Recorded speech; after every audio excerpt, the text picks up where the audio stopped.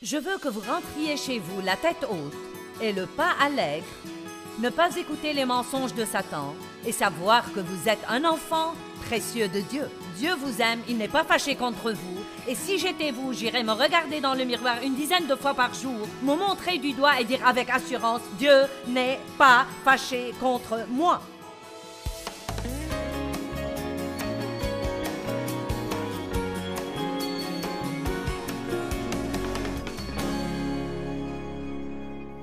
Je veux vous parler ce matin du remède au manque d'assurance, car nous avons une épidémie de manque d'assurance dans le monde aujourd'hui. Des gens qui portent des masques et se revêtent de personnalités bidons et essayent de faire des choses qu'ils ne veulent même pas faire, qu'ils ne sont pas équipés pour faire ou doués pour faire, et essayent d'être comme quelqu'un d'autre qu'ils croient qu'ils devraient imiter. Et ils sont blessés et froissés tout le temps, à chaque fois que tout le monde ne les applaudit pas. Croyez-moi, Jésus est mort pour que nous ne manquions pas d'assurance. Nous pouvons avoir de l'assurance en lui. Nous devons savoir que même si les autres nous rejettent, Dieu ne nous rejette jamais. Il ne nous rejette jamais. Il nous a acceptés dans le bien-aimé, selon Éphésiens chapitre 2, verset 6. Donc, si vous vous demandez si Dieu vous a accepté ou non, il ne le fera jamais sur la base de vos bonnes œuvres, mais vous êtes acceptés par votre foi en Jésus-Christ. Romains 14, 17.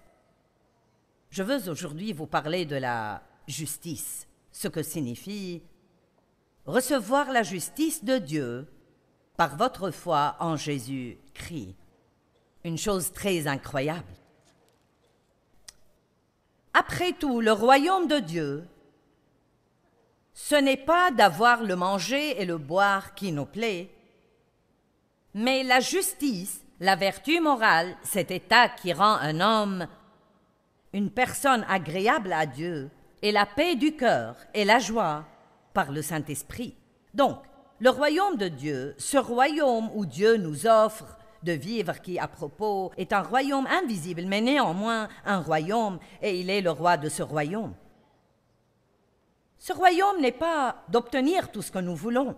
Ce verset en parle comme du boire et du manger, mais je vais l'amplifier un peu et dire que, bien que Dieu veuille nous bénir, il ne nous a pas appelés à une relation avec lui pour nous donner tout ce que nous voulons.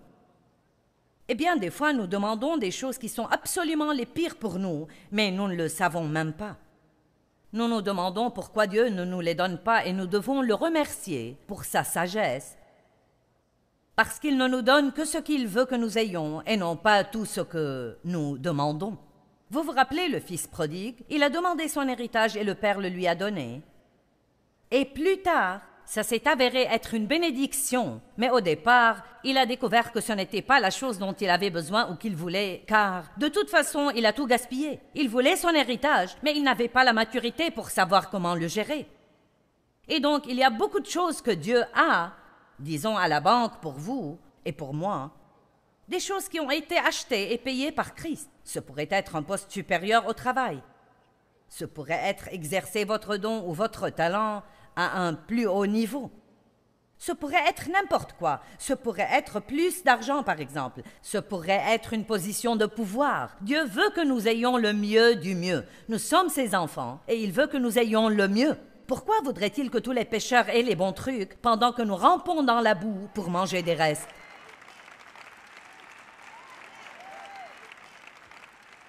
Certains pensent que c'est peut-être une bonne idée, mais vous n'en êtes pas sûr. Eh bien, je crois que c'est parce que pour si longtemps, nous avons senti que nous ne méritons rien et que servir Dieu, c'est donner sans rien avoir. Mais je suis ici pour vous dire que Dieu veut que vous soyez bénis, mais il veut que vous ayez d'autres choses qui sont plus importantes et nous devons avoir ces autres choses avant de recevoir ce qu'on appelle les bénédictions physiques ou matérielles. Le royaume de Dieu, ce n'est donc pas avoir tout ce que je veux. Ce n'est pas avoir la bonne étiquette sur mes vêtements ou conduire la bonne voiture ou avoir le bon poste au travail ou les bons amis. Le royaume de Dieu, c'est le plus grand avantage du royaume, c'est la justice, savoir qui vous êtes en Christ, avoir la paix avec vous-même, ne pas vivre sous la condamnation tout le temps. Simplement, Dieu n'est pas fâché contre moi. Il m'aime bien que je sois un coquin parfois. Je suis pardonné, complètement pardonné. Chaque jour est un jour tout neuf, un départ tout neuf. La miséricorde de Dieu est nouvelle tous les jours et je m'aime en Jésus-Christ.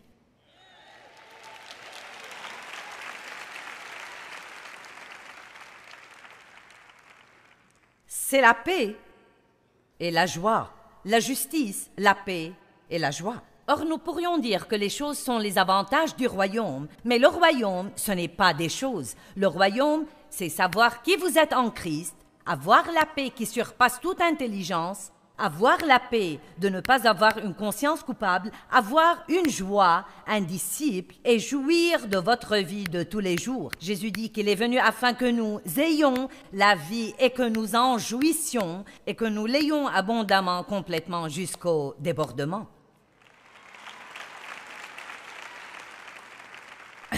Donc, après avoir passé de nombreuses années comme chrétienne, non mais j'ai reçu Christ quand j'avais 9 ans et donc j'étais régénérée depuis longtemps, mais j'ai passé beaucoup d'années sans même savoir ou comprendre ce qui m'était arrivé. J'allais à l'église avec des parents que nous visitions et je voulais être sauvée.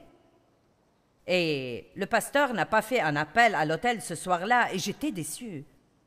Mais j'avais 2 de mes cousins avec moi. Je les ai attrapés par la main et j'ai dit « Allons, nous allons descendre et être sauvés. » Je trouve ça plutôt drôle car je disais aux autres ce qu'il faut faire depuis longtemps. Et je suis allée au pasteur et mes larmes coulaient à flots et j'ai dit « Est-ce que tu peux me sauver ?» J'ai reçu Christ. Non, mais mon âme a été nettoyée. Ne sachant rien, néanmoins, j'ai triché dans un jeu de cache-cache le lendemain et j'ai cru que j'ai perdu mon salut. Et c'est plutôt une histoire drôle, mais n'est-ce pas vraiment ce qui nous arrive beaucoup de fois?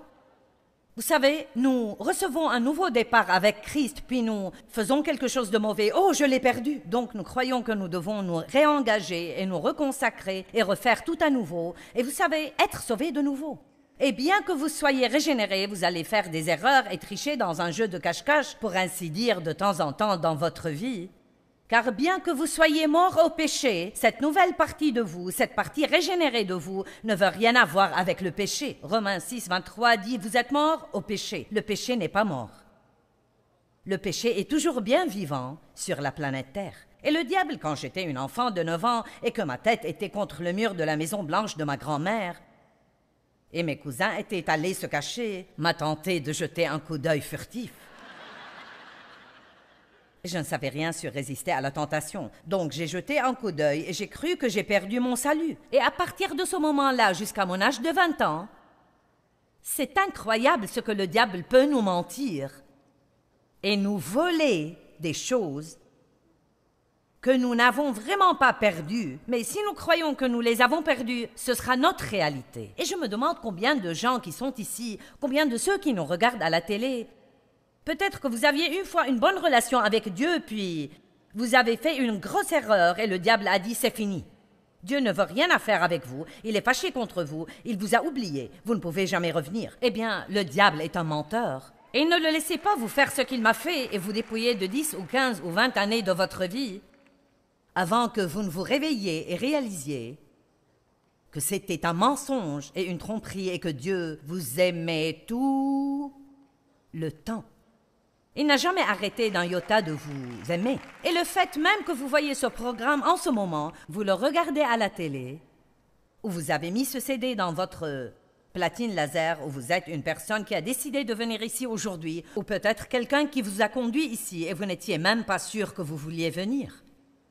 Laissez-moi vous dire quelque chose. Dieu essaye de vous dire aujourd'hui qu'il se soucie de vous. Dieu a un bon plan pour votre vie. Peu importe d'où vous êtes venu, l'important c'est où aller maintenant.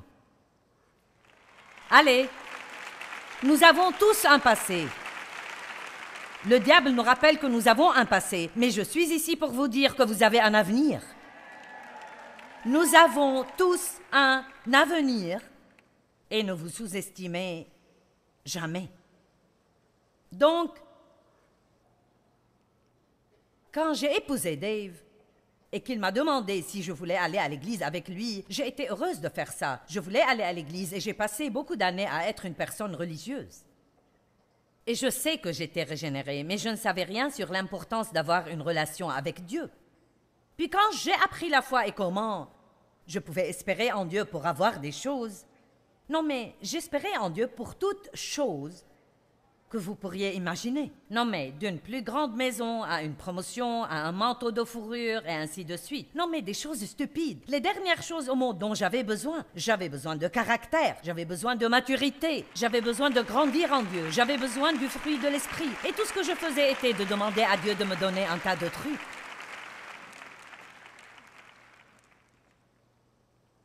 Puis j'ai appris Romains 14, 17, et j'ai su que le royaume de Dieu, ce n'est pas ce genre de choses.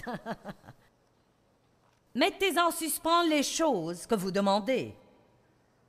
Vous ne vous aimez même pas. Vous ignorez qui vous êtes en Christ. Je croyais tout le temps que Dieu était fâché contre moi. J'avais un tel complexe de culpabilité. Je traînais mon sac de culpabilité avec moi partout où j'allais. Je le prenais à l'église, à l'épicerie, j'allais au lit avec, je me levais le matin avec. Je ne me sentais pas bien si je ne me sentais pas mal. Quelqu'un ici a eu un cas aussi grave que le mien? Mais croyez-moi, quand j'ai commencé à avoir un peu de paix, j'ai pensé, il y a quelque chose qui cloche. Ce n'est pas bien, je devrais me sentir coupable. Et c'était en grande partie parce que mon père avait abusé sexuellement de moi et j'ai toujours cru qu'il y avait quelque chose qui n'allait pas chez moi. Et quand vous avez ce disque qui tourne dans votre tête, qu'est-ce qui ne va pas chez moi, qu'est-ce qui ne va pas chez moi? Quelqu'un a jamais entendu ça? Qu'est-ce qui ne va pas chez moi, qu'est-ce qui ne va pas chez moi?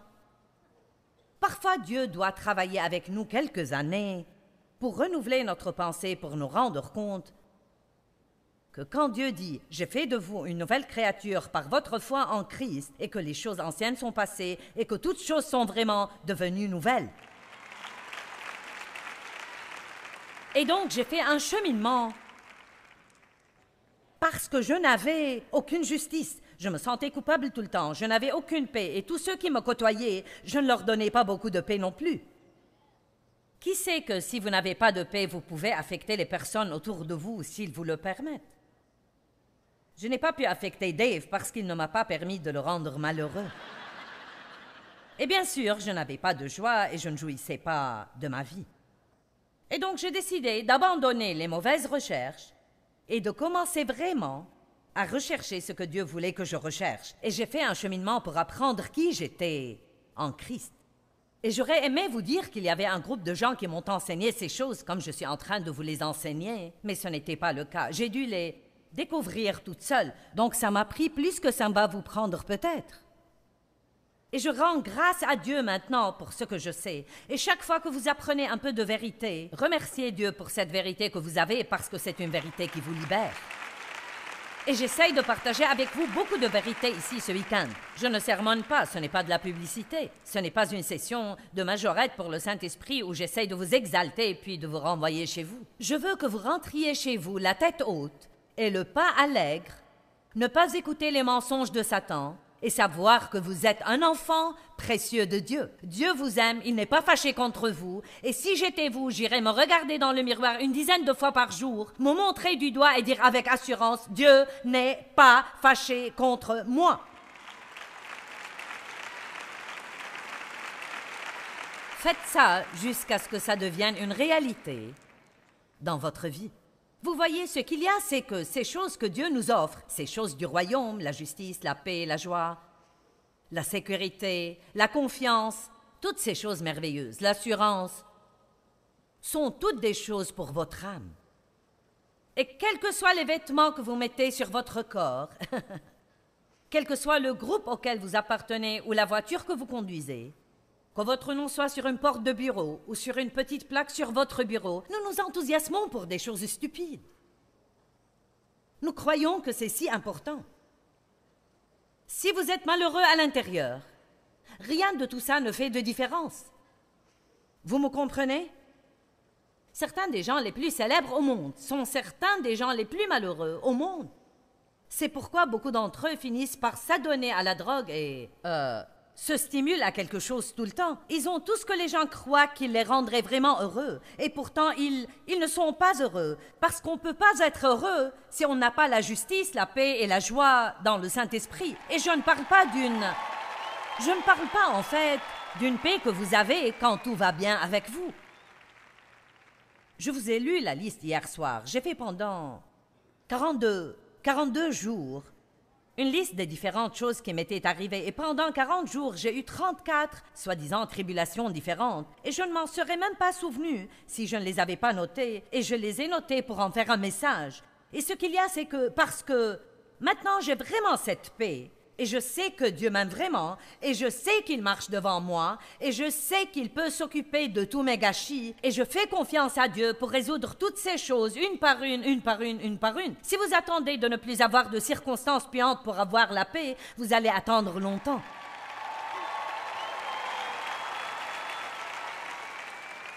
Et je vous dis que vous pouvez avoir la justice et être sûr que vous êtes juste devant Dieu. Je vais même vous dire que vous pouvez pécher et ne pas vous sentir condamné.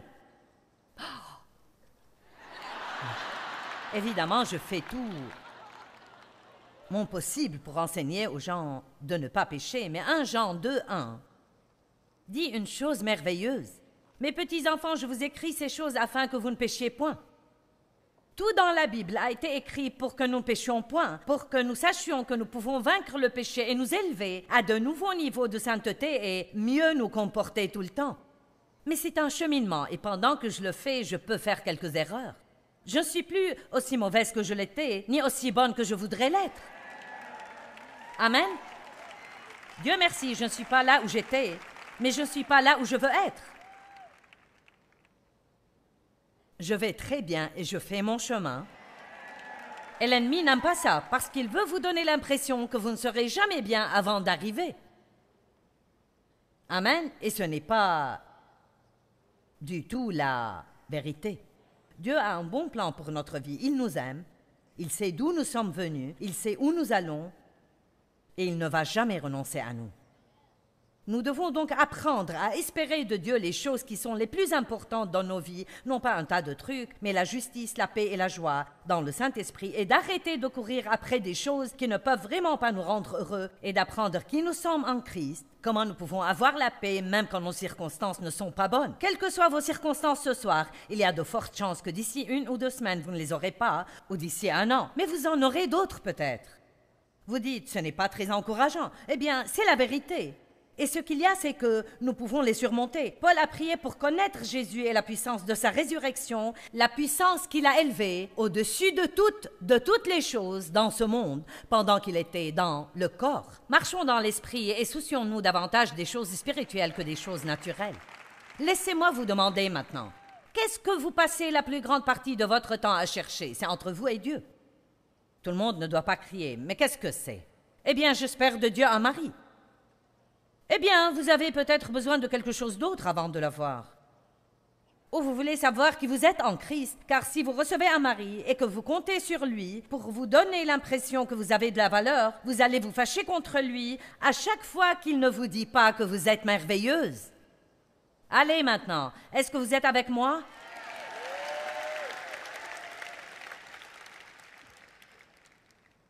Vous dites, j'espère en Dieu pour me donner des enfants. Eh bien, ayez d'abord un petit fondement de paix dans votre vie.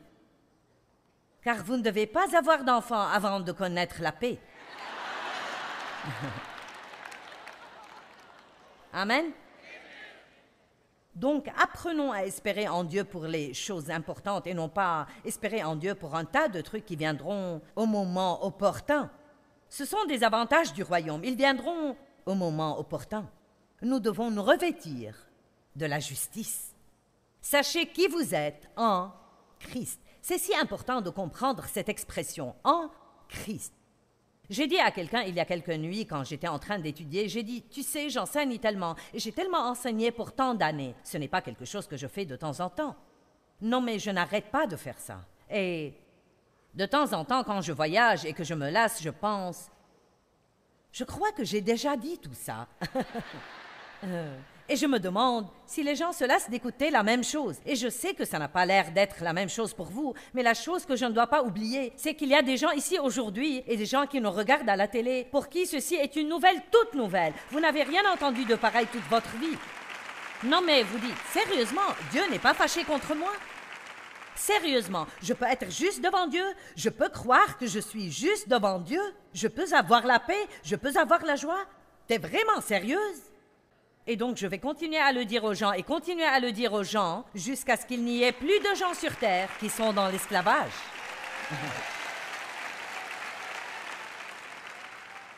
Donc nous y voilà. Voyons Ésaïe 61. Je vais en lire plus que je n'ai besoin de lire, mais j'aime ces versets, donc permettez-moi. Ésaïe 61:1. L'Esprit du Seigneur Dieu est sur moi, car le Seigneur m'a oint et m'a qualifié pour prêcher l'évangile de la bonne nouvelle aux humbles, aux pauvres et aux affligés. Donc la bonne nouvelle de l'évangile est pour un groupe de gens souffrants, embrouillés. Quelqu'un peut dire, ce doit être pour moi? Il m'a envoyé pour bander et guérir ceux qui ont le cœur brisé. Donc si vous êtes ici et que vous avez le cœur brisé, devinez quoi? Jésus est ici pour vous aujourd'hui.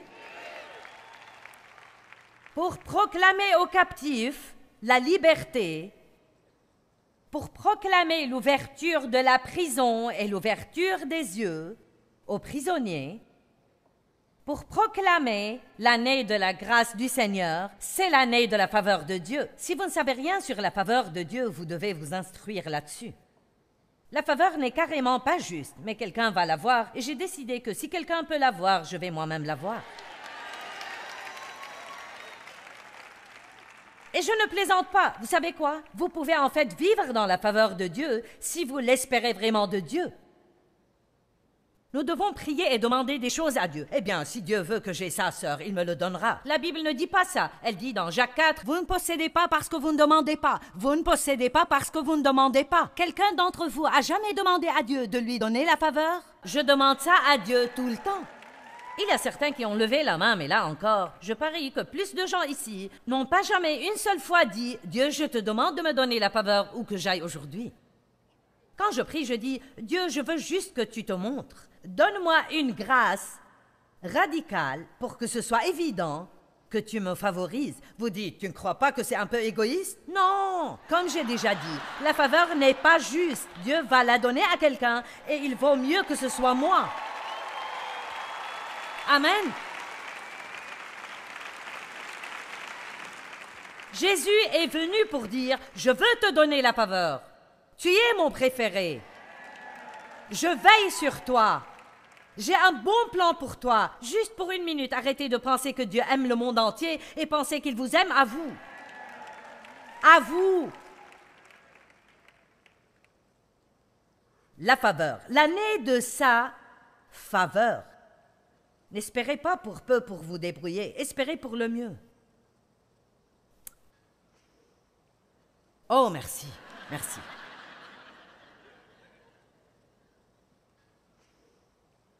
Verset 2, verset 3, quelque part. Nous sommes quelque part.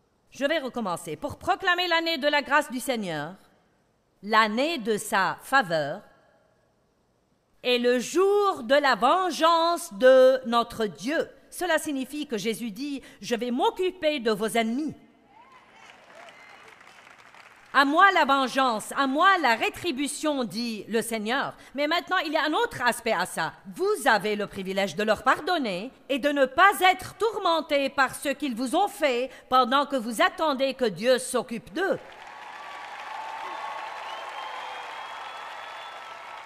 Mais hey, si vous continuez à vous débrouiller seul, Dieu ne fera rien avant que vous ne finissiez. Mais c'est un autre message, n'est-ce pas? Pour consoler tous les affligés, pour accorder la consolation et la joie aux affligés de Sion, pour leur donner l'ornement au lieu de la cendre, une huile de joie au lieu du deuil, un vêtement de louange au lieu d'un esprit abattu. Ça alors, quel échange! Dieu prend votre gâchis et vous donne sa bénédiction. Vous voyez, tout ce que Dieu nous offre, c'est quelque chose que nous ne méritons pas. mais il veut que nous le recevions par la foi. Allez, c'est la grâce. La grâce est une manifestation de la faveur de Dieu dans notre vie. Vous ne recevez pas quelque chose parce que vous le méritez. Vous devriez vous humilier et dire « Dieu, je vais le recevoir parce que tu as envoyé ton Fils pour le payer. Je sais que je ne le mérite pas, mais c'est ce qui le rend si radicalement étonnant. » Que quelqu'un s'exalte pour Jésus.